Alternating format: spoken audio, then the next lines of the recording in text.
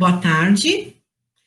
Mais uma vez, reunidos, agora para a quinta aula, antes da sexta-feira, né? Que será, na verdade, o nosso último encontro, mas daí já não em formato de aula, e sim uma reunião para perguntas e respostas, né? Eu peço realmente que os inscritos, pelo menos, tenham que enviar uma pergunta a cada um. Por favor, essa é a participação que o reverendo está pedindo de vocês. Ele quer realmente que a gente forme esse vínculo, né? Que a gente tenha essa aproximação. Quando ele falar lá no altar, ele vai fazer a cerimônia de consagração dos orricares, ele vai estar com a lista dos nomes e ele vai mentalmente falar o nome de cada um de vocês. Então, para se estabelecer essa aproximação, vocês têm que dar esse retorno, tá bom? Então, sexta-feira, tem que ter a pergunta, pelo menos uma pergunta de cada aluno. Eu não preciso ler o nome, né, do aluno, eu não preciso citar o nome da pessoa, nem se há 2 ou 3 perguntas de uma pessoa e outra pessoa fez menos, não tem problema. Mas é importante essa participação, tá? Por favor, enviem por e-mail ou por WhatsApp. Fica muito ruim ter que ler lá no chat e ter que, assim, ficar procurando a pergunta, às vezes desce, né? Não é o indicado para este formato de curso, tá? Ok, então vamos lá. Hoje eu vou pegar somente o que está publicado na apostila de formação de Mamerito, o capítulo 9, o cotidiano do membro. Lá, nós vamos encontrar explicações, não são ensinamentos, são explicações formuladas pelo reverendo Nakahashi, as orientações que o novo membro, o novo Mamerito, deve ficar a par da constituição aqui do Templo Luz do Oriente. Então, a gente inicia com explicações sobre o altar-mor.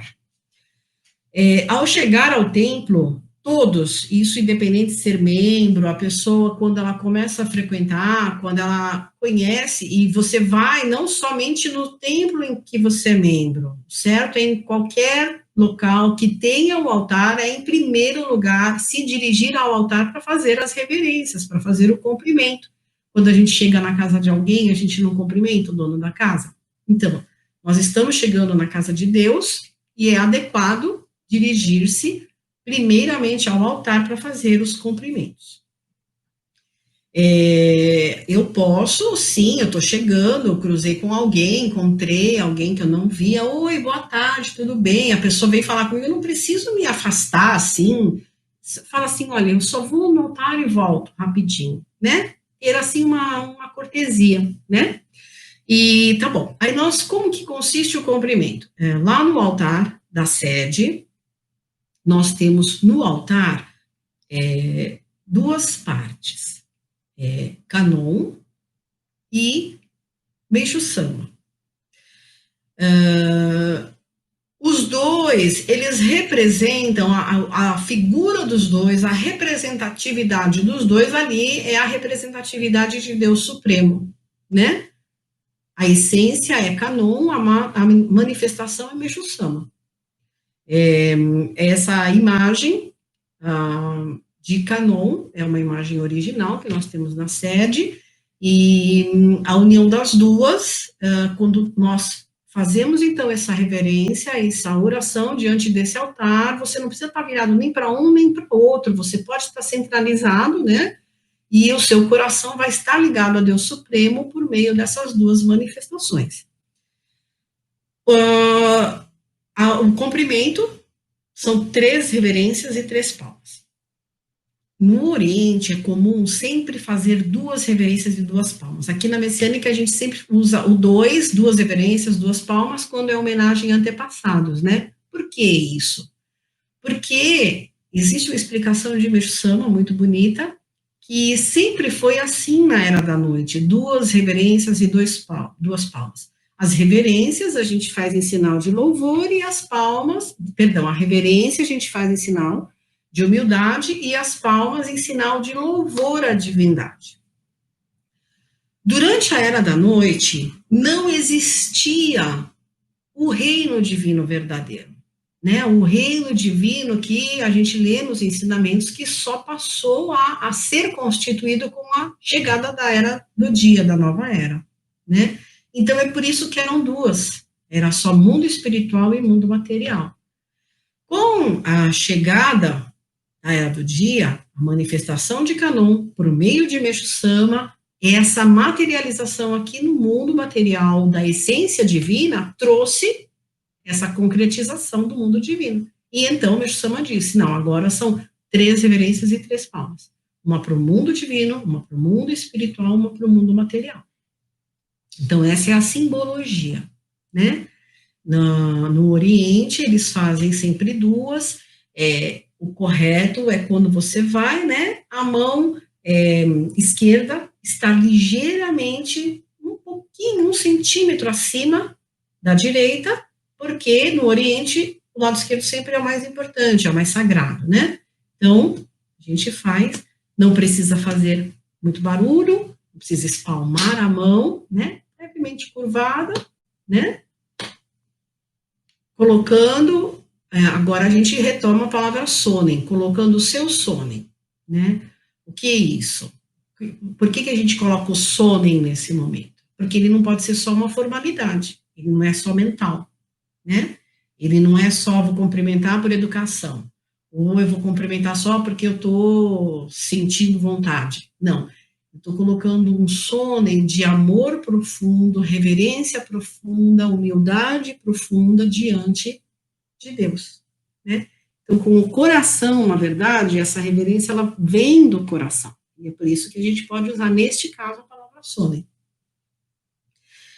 No altar aqui do templo, ele é constituído assim, Kanon e Meixo Sama, né? Existem vários outros padrões, outros modelos de altar constituído. Em alguns templos existe somente a foto de Meixo Sama. Está correto, está perfeito, está lá a representatividade de Deus. Em outros existem apenas o Kakejiko com a letra Daikomi Onyorai, né? Está perfeito, está lá a representatividade de Daikomi Onyorai, de Deus Supremo. Em alguns, colocam os dois, a letra e a foto de Meixo Sama, está correto. Igual o reverendo Hiroki explicou, na época em que Meixo Sama tinha um pouco mais de tempo, ele fazia os desenhos de Kanon. Quando ele passou quando a atividade na divulgação da obra divina se intensificou, ele não tinha tempo para ficar 2, 3 dias numa pintura de Kanon, ele fazia várias caligrafias num só dia para outorgar ao lar dos membros, para outorgar em casas de difusões, então ele passou a escrever somente a caligrafia, mas a simbologia, o significado é o mesmo. A intenção que ele colocou nisso, nesse ato, nessa mudança, é a mesma, né? Levar a casa, ou a difusão, ou ao local onde aquela imagem fosse entronizada, levar a representatividade de Deus Supremo. No altar do lar, o reverendo Nakahashi, ele, adaptando, né, a modernidade, as condições atuais de moradia das pessoas, muita gente hoje mora em apartamento, então não pode, nesse caso, ter a imagem de Meixo Sama, se você tem alguém morando acima de você, se você mora num dos altares intermediários. Então, aquela foto do altar de Meixo Sama não pode ser entronizada nessa situação. Então, o reverendo Nakahashi, ele elaborou, né, a imagem de Hinode Kanon, para quem quer ter uma representatividade de Kanon, ou então uma outra foto que o reverendo ele determinou para o altar no lar, né, a foto de Meixo Sama, um pouco de perfil. Qualquer pessoa, qualquer membro pode solicitar, né, essas imagens. Normalmente o reverendo não permitia que elas fossem enviadas pelo correio. A única imagem que o reverendo Nakahashi deu autorização para ser enviada pelo correio e ser entronizada como um altar é a foto da mão de Meixo Sama.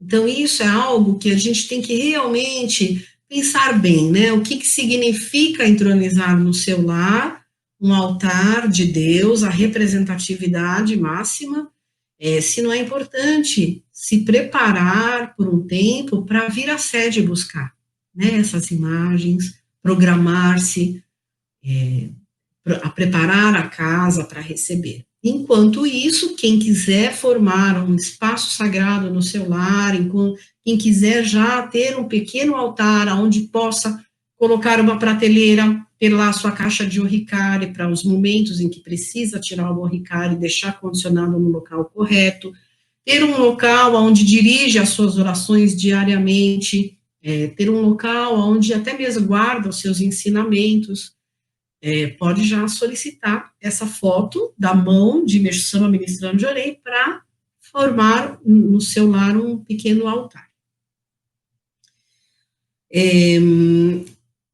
Em seguida, nós vamos ler sobre o Soreisha. O Soreisha é um local do templo onde são realizadas as cerimônias de homenagem a antepassado. Sorei é antepassado. Sha, em japonês, é local. Então, até mesmo para outros estabelecimentos, quando tem essa partícula sha, é aonde está estabelecido aquele local com aquela função, né? Então, Soreisha é o local, a morada dos antepassados. Aqui no Templo Luz do Oriente, antigamente existia um Butsudan que ficava dentro da nave, e o reverendo, ele realmente percebeu que não era o mais adequado essa constituição. Então, ele construiu uma edificação separada do local onde estava o altar de Deus e entronizou lá imagem de Kannon para lá ser realizada as orações em homenagem a antepassados. Normalmente, essa tradição do Butsudan, ela veio do budismo, e normalmente, no Butsudan, são entronizadas imagens de Amida. Ele é que é a divindade que cuida do mundo dos mortos no budismo. Mas, na doutrina de Meixo Sama, a divindade que cuida da gente, né, a gente um dia vai morar lá, se Deus quiser, quer dizer, se Deus quiser, não no sentido de que vai morrer, mas vai morar lá, se Deus quiser, nesse altar, nesse Soreisha, nessa morada maravilhosa em que quem cuida é Senju Kannon. Kakuryo no Kami lá, Kakuryo no Kami é o papel que ele desempenha como o cuidador dos antepassados, é Senju Kannon, né? Então, no Soreisha, no altar que cuida dos antepassados, está entronizada a imagem de Senju Kannon. Então, é muito diferente você chegar na casa em que o dono é Senju Kannon, né? Não querendo diminuir Amida, ele é uma divindade maravilhosa e teve um papel importantíssimo.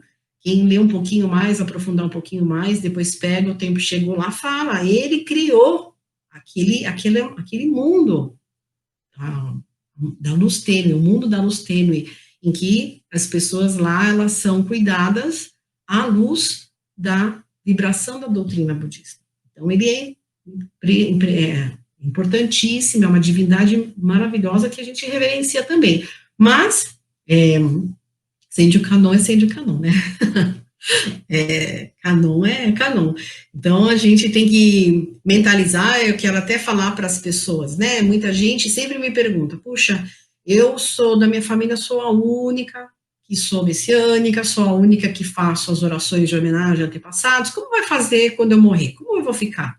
Não se preocupe, você tem que já se disponibilizar a chegar lá já trabalhando. Kannon, por favor, aonde eu começo? É assim, você chega lá no primeiro dia de trabalho já, entendeu? Não vai chegar lá querendo ser cuidado, querendo que alguém te carregue, querendo que alguém fique cuidando de você, não, chega lá já. Kannon, tô aqui, ó, candidata a trabalhar aqui no Soreisha, quem que eu posso carregar, onde eu posso varrer, o que eu posso fazer, recolher comida, isso é a nossa missão. Missão de messiânico é a missão da ação, não é da passividade, viu? Força nesse sentido. Então, a gente já tem que saber que mesmo que, por enquanto, não tenha ninguém da nossa família que vá cuidar, quando a gente for para o mundo espiritual, a gente é mamerito. Nós fizemos, por exemplo, aqueles que já fizeram, inclusive, um assentamento, colocaram lá a ficha, eles já têm, é como se você dentro de um grande condomínio, você colocou lá você tem o seu número lá, você tem a sua morada lá. Então, fica tranquilo. Isso daí, realmente, quem se ligar em Kanon nunca é abandonado, nunca fica sem teto, viu? No Soreisha, daí nós temos no centro uma imagem de Kanon. Aquela imagem de Kanon é a de Miroku Omikami, né? Ele tem a bolinha na mão. Essa bolinha, uma vez o reverendo deu uma palestra, falou que ali é como se fosse a força capaz de realizar todos os desejos e a força que comanda o passado, o presente e o futuro. Então, no nosso Soreisha, a gente pode entender que não apenas orações de homenagens a antepassados, mas também orações pedindo fortalecimento espiritual para Kanon, pedindo ajuda em momentos de aflição, pedindo fortalecimento da nossa alma, pedindo luz, pedindo, assim, tudo para a gente poder cumprir a nossa missão, ter forças de suportar o que a gente tem que passar.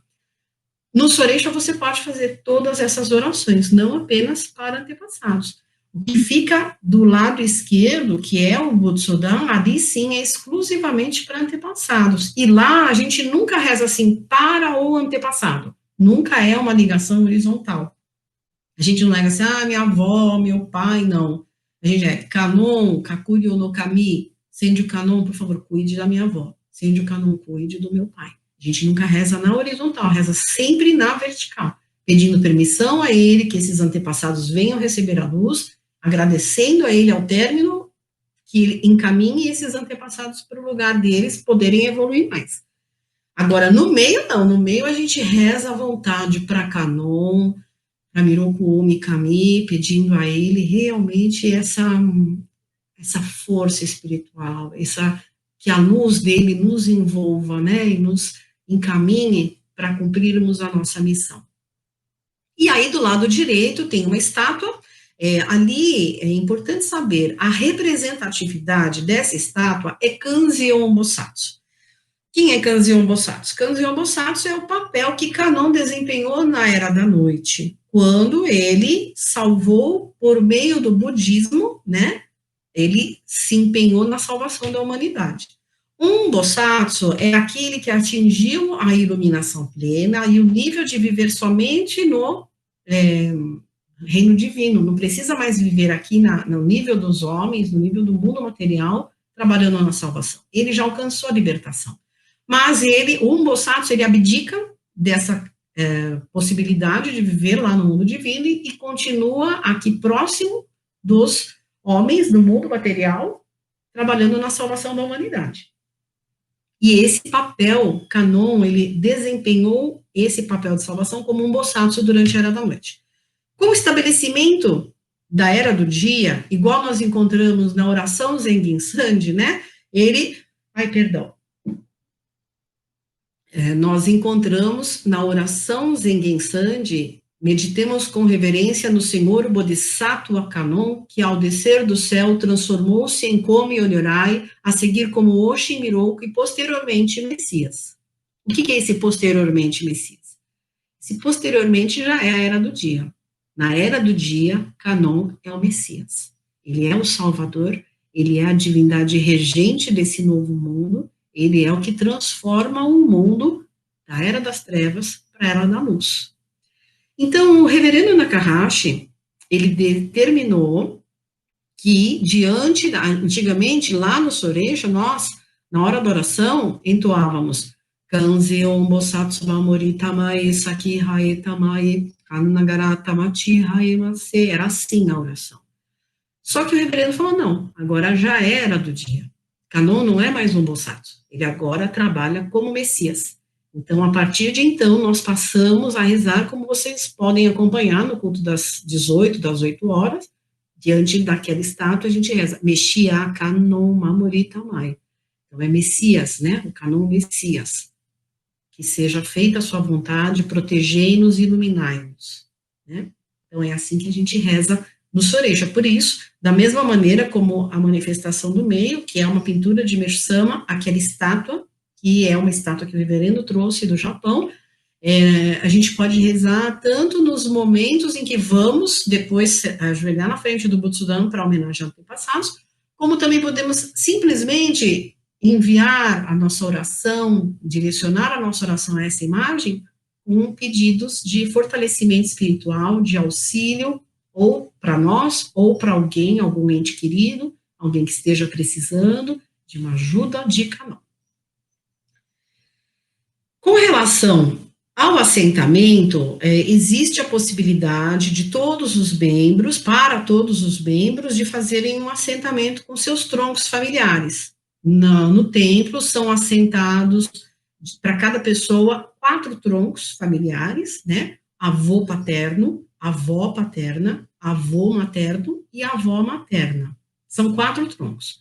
No caso de um casal, né, quando os dois, tanto no caso de os dois serem membros, ou quando só um é membro, ou só o marido, ou só a esposa, mas com a autorização do outro, com a permissão do cônjuge, pode colocar 8 troncos em uma ficha de antepassados. Não há necessidade de colocar inúmeros nomes, isso não tem a força espiritual de chamá-los, e sim colocar o tronco na ordem correta. Com relação a isso, no livro Caminho da Felicidade, tem um capítulo chamado Antepassados, e lá tem bastante explicações para a gente entender quem é o antepassado. Tá? Essa é uma leitura posterior. No Soreishi, então, como nós temos no meio a manifestação de Miroku Mikami, no lado direito a manifestação Mexia Kanon, no centro e à direita, são 3 reverências, 3 palmas. No lado do Butsudan, não tem o lado material, então é o reino divino e o reino espiritual, tá bom? Bom, na sede, nós temos 2 cerimônias mensais, o culto mensal de ação de graças, que acontece todo primeiro domingo do mês, às 10 horas.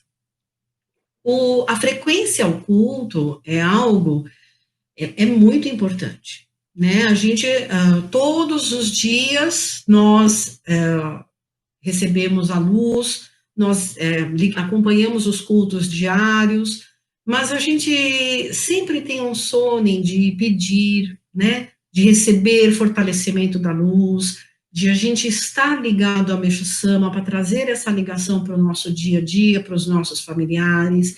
É algo que a gente faz da mesma maneira que a gente come todo dia, é o nosso alimento espiritual, não é verdade? O culto mensal, ele tem outra proposta. É o dia de vir louvar a Deus. É o dia de você vir realmente apenas para louvar Deus, para agradecer tudo que Ele te deu no decorrer daquele mês. E pedindo, sim, a Ele a renovação desse fortalecimento, dessa proteção, dessas bênçãos para o mês que se inicia, né? Então, o culto mensal é importantíssimo a gente louvar a Deus, tirar esse momento do mês, o único momento do mês que a gente realmente tira, independente de outras situações, independente de outros compromissos. Por quê? É o dia mais importante do mês. É o dia de você tirar aquele horário para louvar a Deus, para louvar o seu Criador, louvar o seu Pai, louvar quem realmente te dá tudo, quem te deu a vida e que te dá todas as condições de viver essa vida. Então, não pode ser um dogma. Eu tenho que ir no culto, que se eu não for eu vou ficar mal. Eu tenho que ir no culto, senão eu vou perder a proteção. Isso está errado, não existe isso. É impossível Deus deixar de nos proteger porque a gente falta num culto. Não. Mas, isso não é do lado de Deus a falha, é nossa. Como que eu não posso tirar um único período no mês inteiro, 2 horas para sentar diante de Deus, exclusivamente para louvá-lo? Não tem lógica, né? Então, se você não está dentro da lógica, aí sim acontecem outras coisas, vêm outras situações, né? É a consequência de você não estar dentro da lógica, não é um dogma porque você faltou no culto. Tem que entender bem isso, senão vira dogma e não chega a Deus. Fica difícil, né? Nessa cerimônia, são colocados lá no altar algumas oferendas, que elas representam as origens de todas as bênçãos que Deus criou neste mundo para a vida humana progredir, né? Então, são oferendas com diversas origens, da terra, da montanha, do campo, da água, do rio e do mar. E também a caixa com as nossas gratidões, com os nossos pedidos, lá o formulário que a gente preenche, né, com um pedido especial para o mês seguinte, um agradecimento por todas as bênçãos que nós temos recebido, tanto nós quanto nossos familiares, nossos amigos, conhecidos, o próprio templo, né? E a caixa com a gratidão é colocada no altar, porque também é uma oferenda para Deus, né? É o fruto do nosso trabalho. Nós trabalhamos por quê? Porque Deus nos deu a vida, porque Deus nos deu a condição. Então, a gente oferecer o fruto desse trabalho a Deus está dentro da lógica. Faz parte de uma lógica é, divina, né? Deus fez assim. As oferendas, aqueles alimentos que a gente vê, são sempre originados da agricultura da grande natureza. Como a gente estudou na aula anterior, quando você coloca qualquer tipo de adubo, você ofende não só a constituição física do alimento, mas também a parte espiritual do alimento. Decai a vibração. Então, não tem lógica colocar um alimento, por exemplo, comprado na feira. É um alimento que não tem essa essência espiritual do nosso próprio agradecimento. Nós aqui no templo temos vários membros que sempre dedicam na parte da agricultura e que trazem as oferendas. Nós também cultivamos alguma coisa em Ribeirão, né? E o esforço é sempre nesse sentido. No culto são entoadas as orações Amatsu Norito. Essa oração, a principal função dela é purificar, né? Purificar, é o harai, né? Purificar. Muitas pessoas perguntam, posso fazer essa oração em casa? Deve, é óbvio que deve. Deve todos os dias entoar Amatsu Norito em casa. Primeiramente, para limpar o ambiente. Segundo, para te conectar ao sagrado. Toda oração é um fio condutor. É o Wi-Fi nosso. É aquele fio que te conecta aonde você quer chegar. Você quer chegar no reino divino, você tem que entoar orações. Não tem como chegar no reino divino com palavras, com pensamento, não tem. Nós somos ainda não estamos nessa qualificação divina. A gente ainda está num nível muito material, muito materialista, né? Então, para nos conectar a Deus, a gente tem que entoar orações em louvor a Deus. E a Amatsu Norito é poderosa nesse sentido. Ela forma um canal muito forte com o reino divino, e assim falou Meixo Sama, né? Ele entoou essa oração na inauguração da igreja. Por quê? Pela força espiritual que ela tem de subir aos céus. Em seguida, a oração Zengen Sandi, conforme a gente viu na explicação do reverendo Hiroki, está lá no livro, né, que a gente está estudando.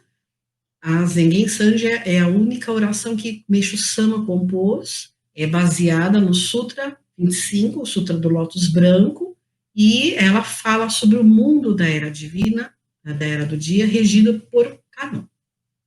A oração do céu é a tradução da Amatsu Norito, a prece de louvor a Deus é a tradução da Zengen Sandi, a oração do reino no céu, na terra, oração do reino do céu na terra, que é uma oração já composta aqui no Brasil, né? Para os ocidentais, a princípio, quando tem alguma dificuldade de se identificar com esses termos orientais, eles poderem se identificar por meio dessa oração, né? O Sonin, para compor essa oração, era isso, auxiliar as pessoas a se comunicarem com o reino divino.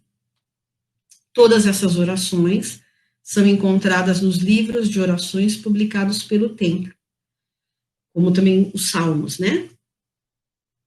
Aí nós temos os cultos diários, que vocês já acompanham, às 8 e às 18 horas, são momentos de a gente se ligar a Deus, receber o jorei, acompanhar a leitura de ensinamento, e isso nos fortalece diariamente. Aí nós temos algumas datas comemorativas muito importantes. Dia 1º de janeiro, o culto do Ano Novo, tem várias palestras do reverendo explicando a simbologia desse dia. No Oriente, é lá a importância que aqui nós damos para o Natal, que é o dia de parar todo mundo, né? A festividade do Ano Novo aqui no Brasil não é a mesma do Ano Novo lá no Japão. Aqui é uma coisa de festa, assim, uma coisa para fora, né? O que a gente encontra aqui, por exemplo, no Natal, essa coisa mais interna, da reflexão, né? tem a parte de se encontrar com os familiares, mas o que o Natal remete é essa reflexão, pensar sobre um divino. É o nascimento de Jesus. A data, na verdade, ela é uma data sagrada, ela não é uma data festiva, né? O culto do Ano Novo, no Japão, o Ano Novo tem esse sentido, as pessoas vão sempre a um templo, mesmo quem não pratica alguma religião, quem não é muito devoto, vai a um templo lá para pedir luz e proteção para o ano que se inicia. Então, o reverendo, ele dava muito valor a essa data, ele instaurou essa oração da passagem do Ano Novo à meia-noite, no dia 31 de dezembro, à meia-noite, para todo mundo poder entrar, né, com o pé esquerdo, igual ele falava, não é o direito. O direito é material, esquerdo é espiritual. Então, entrar com o pé esquerdo, entrar com o seu espírito ligado em Deus, nesse momento inicial do ano que está começando. Em 4 de fevereiro, nós temos a cerimônia do Orixum.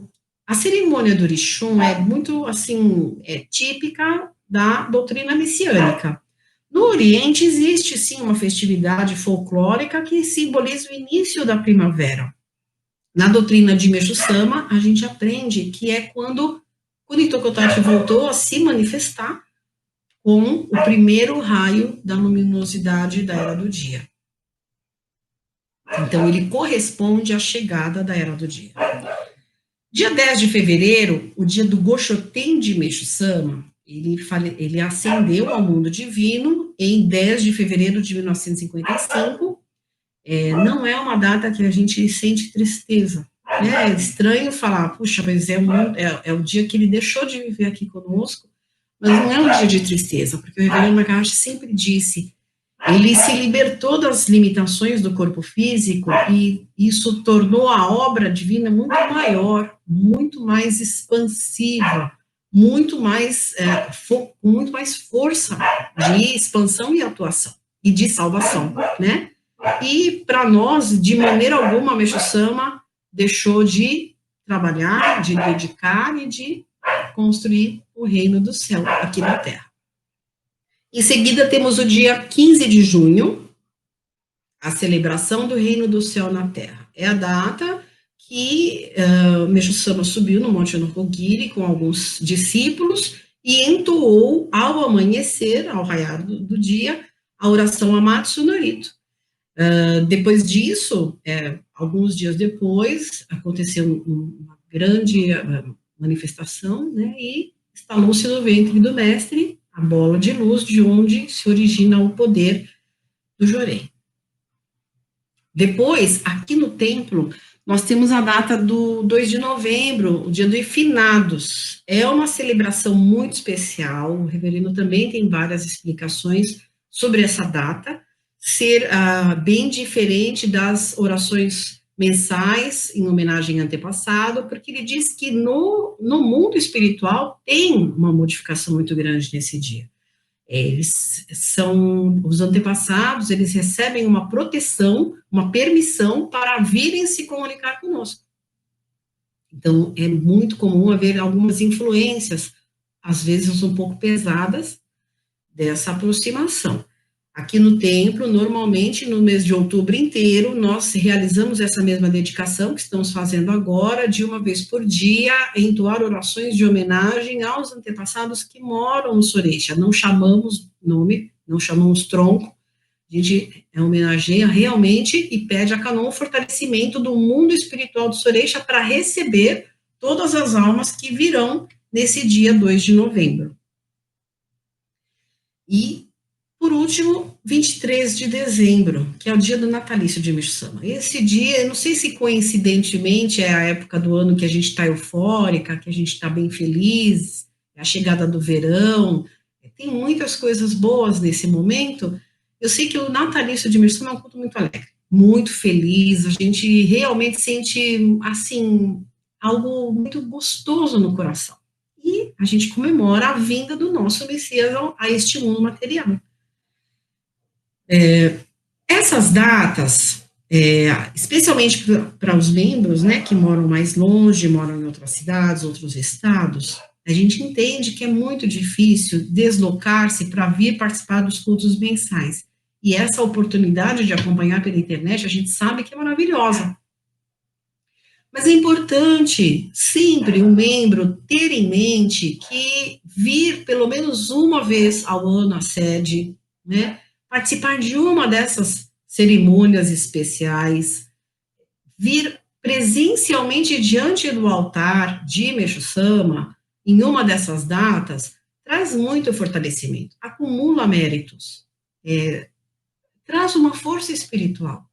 Então, é bom saber que existem datas especiais, né, e que é legal se programar financeiramente, em todos os sentidos, para vir na sede participar de um desses cultos.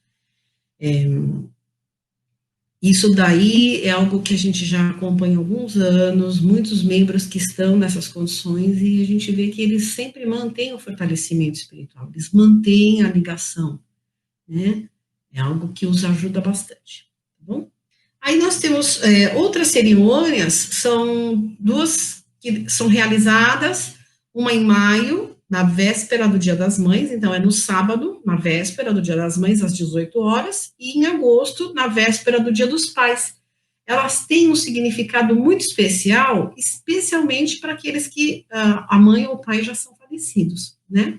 É claro que nesses dias a gente pode fazer um pedido para Deus proteger nossos pais, nossas mães, ou se eles estiverem em purificação, a gente pedir, né, uma luz a mais para eles.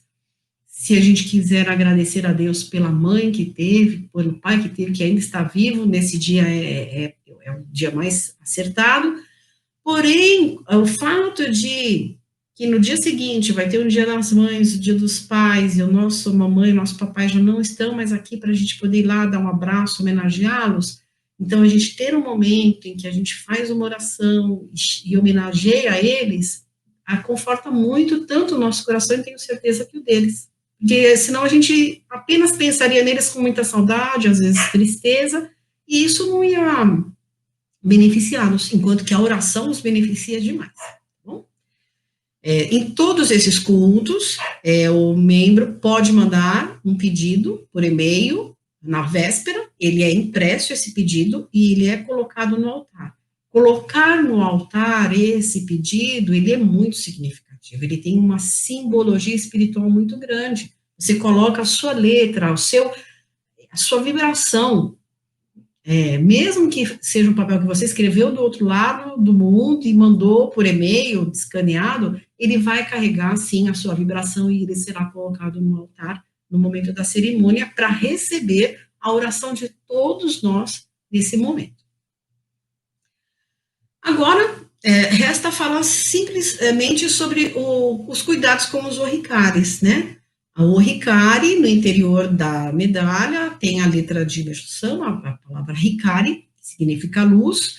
Por fora, ela é um metal, é um aço inox, com a estampa de Rinô de Canon.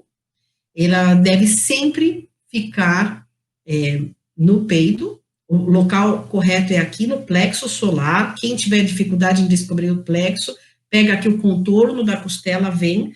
O ponto em que as duas costelas se unem aqui é o plexo solar. Essa é a altura correta para portar o orricário. Então, as pessoas às vezes perguntam sobre corrente.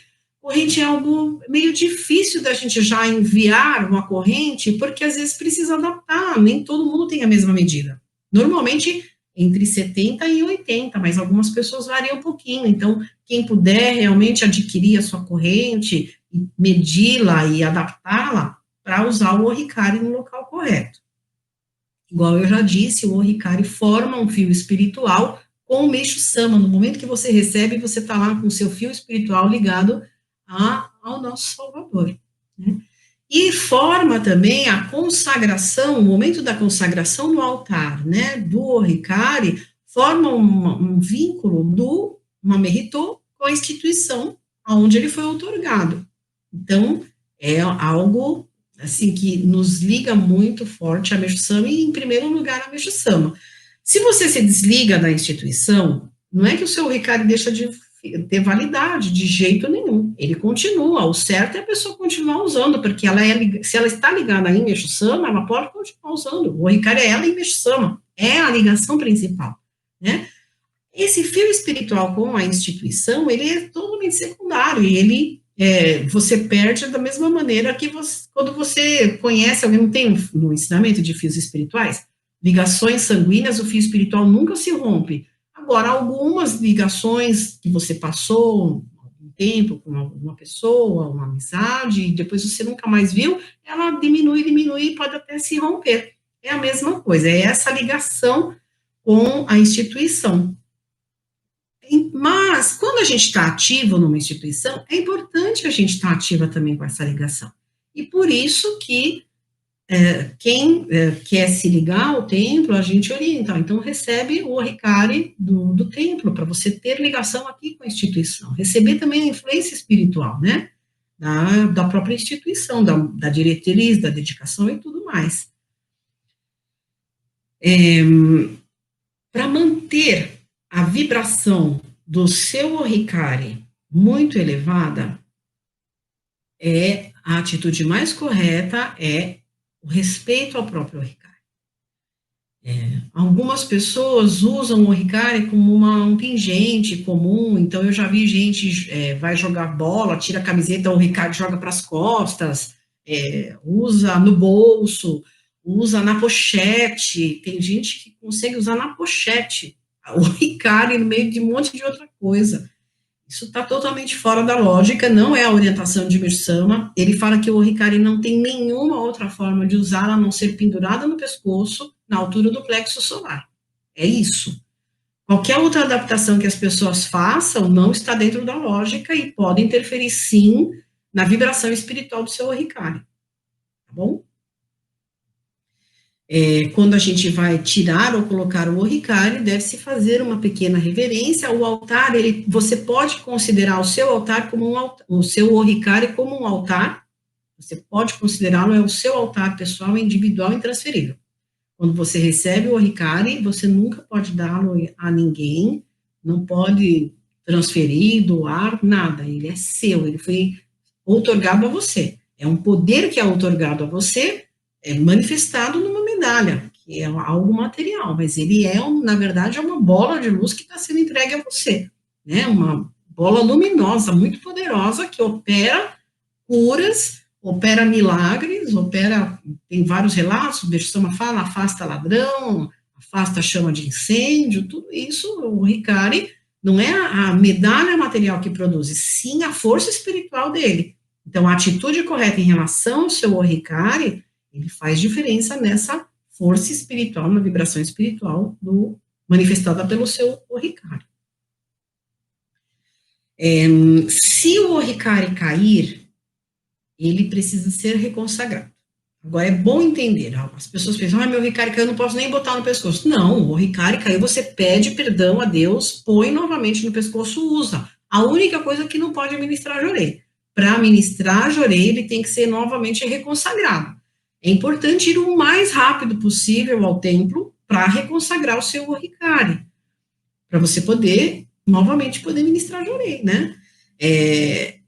Quando o Oricare cai, por mais que a gente tente encontrar explicações físicas, enroscou na blusa, enroscou no botão, eu estava dormindo, o braço foi em cima, não existe. Não existe explicação. É sempre motivação espiritual. Pode ser uma orientação do nosso espírito guardião, né? Olha, o caminho que você está tomando não está legal, o caminho dos seus pensamentos não está legal, a sua vibração espiritual caiu demais, não está legal, reflita sobre isso, é sempre um alerta, não é um castigo, é um alerta, é um chamado de volta para você olhar para o sagrado novamente. Então, essa reflexão, quando cai o nosso Oricare, é importantíssimo. Você refletir diante de Deus, não é ele que vai te dar bronca, não. Sua alma sabe, sua mente espiritual sabe. Então, é refletir diante do altar o que provocou a queda do seu Oricare. Pedir perdão a Deus e, igual a gente leu na aula de arrependimento, né? O arrependimento traz a mudança de atitude. Verificar essa atitude para modificar. Quando você vai praticar algum esporte, como por exemplo, natação, mesmo pessoas que lutam judô, karatê, que há o risco de, no gesto, assim, puxar o Ricari se atirar longe, na piscina vai molhar. Nesses casos, o ideal é tirar o Ricari, é você deixar ele guardado, né? Você pode deixar ele em casa, mas se você não quiser fazer esse trajeto sem o Ricari, no local onde você vai praticar o esporte, se tiver um armário, leva a sua caixinha, dentro do armário mantenha arrumadinho, limpo, e acima de tudo, você trocou de roupa, por exemplo, dobra a sua roupa, põe a roupinha ali, em cima de tudo, a caixinha do Ricari com o seu Ricari dentro. Com todo respeito.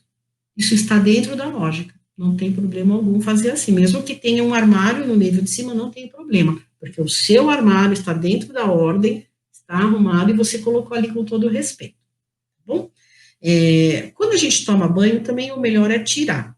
Apesar de ser uma medalha de aço inox prensada, sempre, no mundo material, sempre é possível ter falhas, sempre é possível ter uma fresta mínima que ninguém consegue perceber e é por meio dessa fresta infiltrar a água, ficar úmido e danificar a letra. Então, para tomar banho, para nadar, para atividades na água, é bom tirar o borricário. Dormir, se dorme com o Ricari, né? Mesmo no momento em que a gente está dormindo, o nosso corpo espiritual está envolvido por aquela luz do Ricari, está beneficiado, pode até mesmo estar trabalhando, né, no mundo astral com a canalização da luz divina. Se você passar por algum imprevisto, fui da casa da minha prima, e lá, quando eu percebi, ela tinha uma piscina, eu levei minha caixinha de Ricari e nada, pede para ela ou uma folha sulfite nova, ou uma toalha que ela tenha nova, algo assim, né, bem respeitoso, para você também, no lugar da casa, em que você vai ver que ninguém vai entrar lá e vai, de repente, puxar uma toalha e derrubar no chão, guarde com todo respeito num lugar, tomando cuidado para ninguém não ter um acidente, né, de alguém derrubar o seu Ricari.